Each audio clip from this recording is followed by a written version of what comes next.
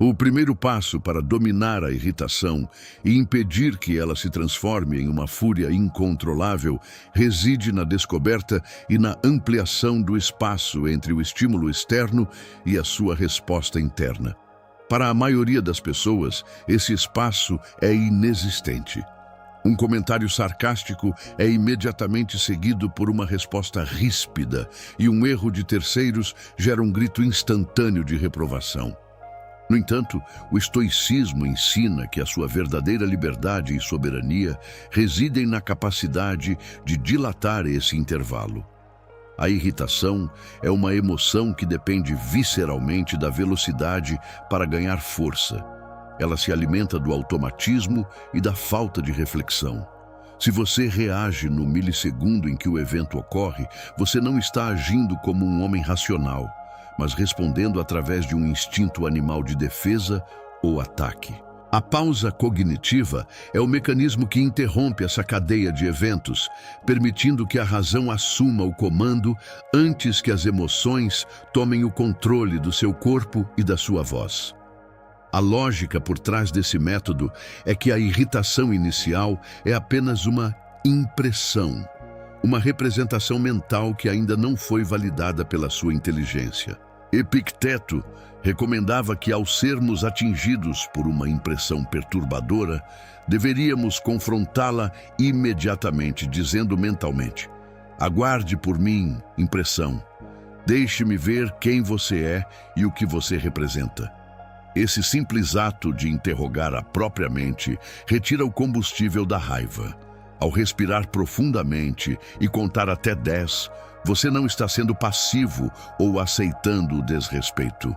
Você está exercendo o senhorio absoluto sobre o seu território mental. Você está se recusando a ser um fantoche cujas cordas são puxadas por qualquer pessoa ou circunstância que cruze o seu caminho. O homem que consegue esperar antes de agir é o único que pode garantir que sua resposta será fruto da sabedoria e não de um sequestro emocional. A prática diária dessa técnica transforma a arquitetura da sua mente. Com o tempo, o que antes era uma explosão automática torna-se uma observação curiosa. Em vez de se sentir ferido por uma ofensa, você passa a enxergar a tentativa de ofensa como um fenômeno externo que ainda não recebeu o seu visto para entrar. Este distanciamento analítico é a maior arma contra a impulsividade. Ao instalar esse filtro de tempo, você descobre que a maioria das coisas que o irritariam rapidamente perde o sentido e a gravidade após 10 segundos de silêncio racional. A paz de espírito não é a ausência de estímulos irritantes, mas a presença constante dessa pausa soberana que impede que o mundo exterior dite a temperatura da sua alma. A segunda raiz da irritação frequente é o choque violento entre a nossa fantasia de como o mundo deveria ser e a realidade nua e crua de como ele efetivamente é. Nós nos irritamos porque, no fundo do nosso subconsciente, cultivamos a expectativa irrealista de que as pessoas serão sempre justas, que o trânsito fluirá sem problemas e que os nossos planos jamais serão interrompidos. Quando essas expectativas são frustradas, a raiva surge como um protesto infantil contra uma realidade que não se curvou aos nossos desejos. O estoicismo nos ensina que a irritação é, em grande parte, o resultado de uma surpresa mal digerida. Se você espera a perfeição de um mundo inerentemente imperfeito, você está condenando a sua mente a um estado de sobressalto constante, tornando-se uma vítima fácil para qualquer imprevisto que surja ao longo do dia. Marco Aurélio, em suas meditações, utilizava um exercício de antecipação mental para blindar sua serenidade. Ele acordava e dizia a si mesmo que encontraria pessoas ingratas, violentas, invejosas e traiçoeiras. Ao fazer isso, ele não estava sendo pessimista, mas sim profundamente realista sobre a natureza humana e a diversidade de caracteres que compõem a sociedade. Quando ele, de fato, encontrava alguém rude ou injusto, A irritação não encontrava solo para crescer, pois aquele comportamento já havia sido previsto e aceito como uma possibilidade natural do dia. Ele não se surpreendia com a ignorância alheia, da mesma forma que não se surpreenderia ao ver uma figueira dando figos. A irritação perde o seu alvo quando você deixa de exigir que o universo se comporte, de acordo com o seu manual de etiqueta pessoal. A prática fundamental para eliminar a irritação é parar de tratar o óbvio como se fosse uma ofensa pessoal. O trânsito pesado, a falha tecnológica ou a indelicadeza de um estranho não são ataques coordenados contra a sua felicidade, mas componentes inevitáveis da existência em um mundo complexo. Ao aceitar a natureza das coisas, você retira a carga emocional dos eventos. Quando algo sai do controle, em vez de perguntar por que isso está acontecendo comigo, o estoico reconhece que isso é o que costuma acontecer no mundo. Essa mudança de perspectiva transforma a frustração em observação. Ao alinhar as suas expectativas com a realidade, você cria uma imunidade espiritual que permite navegar pelo caos com uma calma que os outros considerarão sobre-humana, mas que é apenas o resultado de uma mente que parou de brigar com os fatos. A terceira ferramenta para aniquilar a irritação é o exercício da objetividade brutal, que consiste em despir qualquer evento de sua roupagem emocional e descrevê-lo apenas com os fatos crus. A maioria das nossas explosões de raiva não é causada pelo que aconteceu, mas pelo drama que a nossa imaginação adiciona ao fato. Quando alguém nos critica, não dizemos a nós mesmos que aquela pessoa emitiu sons que formam uma opinião divergente. Nós dizemos, ele me humilhou, ele me desrespeitou ou ele tentou me destruir. Esses adjetivos são venenosos e são eles que geram a dor. O estoicismo nos ensina que a ofensa só tem poder se você concordar com ela. Se você não se sente ofendido, a ofensa simplesmente não se concretiza. Ela permanece como um objeto perdido que ninguém aceitou receber. A lógica aqui é desarmante em sua simplicidade. Se alguém profere uma mentira sobre você, essa pessoa está apenas errada, e o erro dela é um problema dela, não seu. Por que se irritar com a ignorância alheia? Por outro lado, se alguém aponta uma falha real em seu comportamento, essa pessoa está apenas constatando uma verdade. E por que se irritar com a verdade? Em ambos os casos, a irritação é uma reação ilógica. Epicteto sugeria que, se alguém falasse mal de nós, deveríamos responder que aquela pessoa claramente não conhecia todos os nossos outros defeitos, senão não teria mencionado apenas aqueles.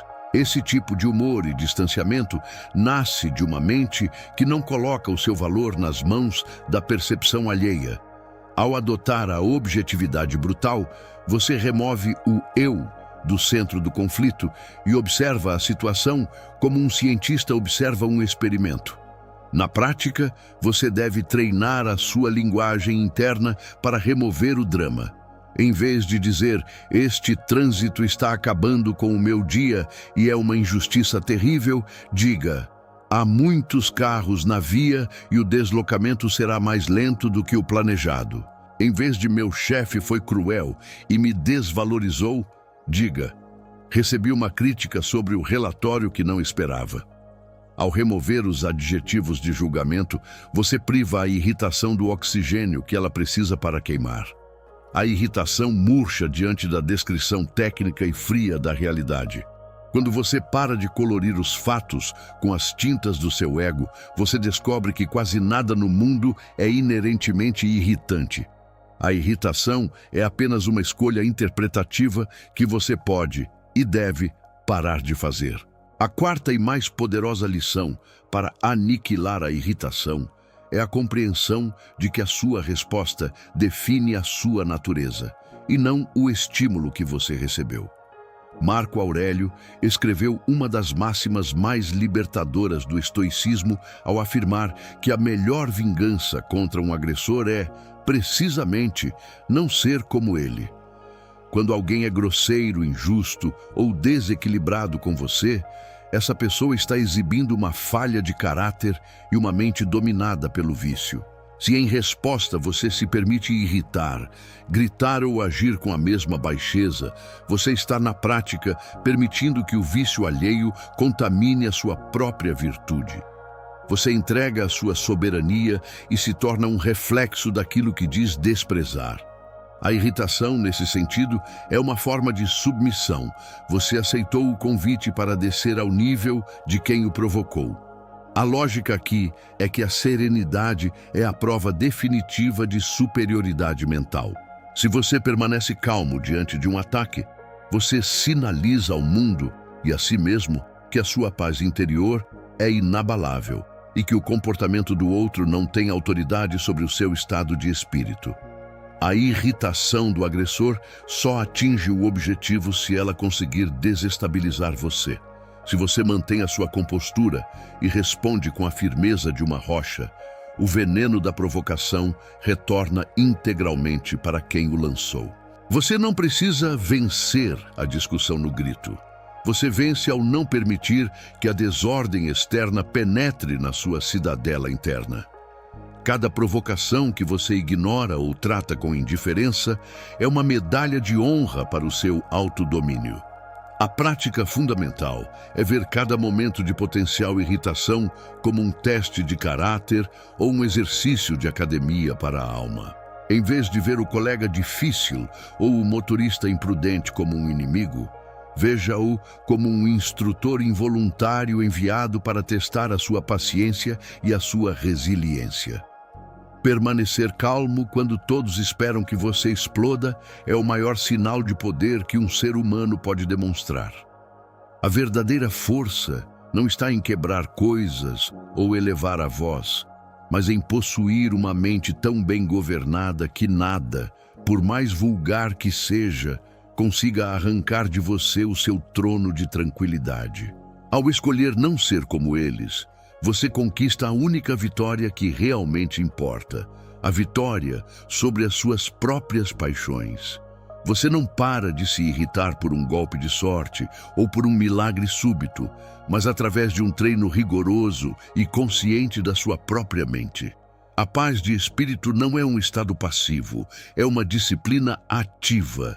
É o entendimento constante de que ninguém, absolutamente ninguém, tem o poder de te fazer infeliz, irritado ou miserável sem o seu consentimento explícito. O mundo pode lançar o caos em sua direção, mas é você quem decide se permite que esse caos cruze o limiar da sua razão. A felicidade da sua vida depende da qualidade de seus pensamentos, e pensamentos fundamentados na aceitação, na lógica e na objetividade constroem uma alma inabalável.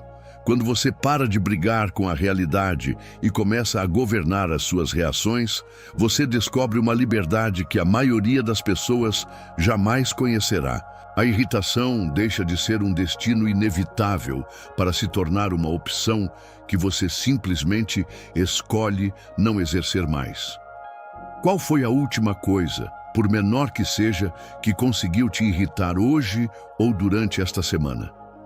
Olhe para esse evento agora com os olhos da razão, remova o drama e perceba o quão pequena e insignificante essa situação é diante da vastidão da sua vida e da força do seu caráter.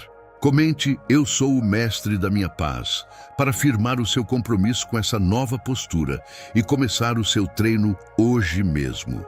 Deixe o seu like e inscreva-se para continuar forjando a sua mente de ferro e habitando a calma dos que aprenderam a governar a si mesmos.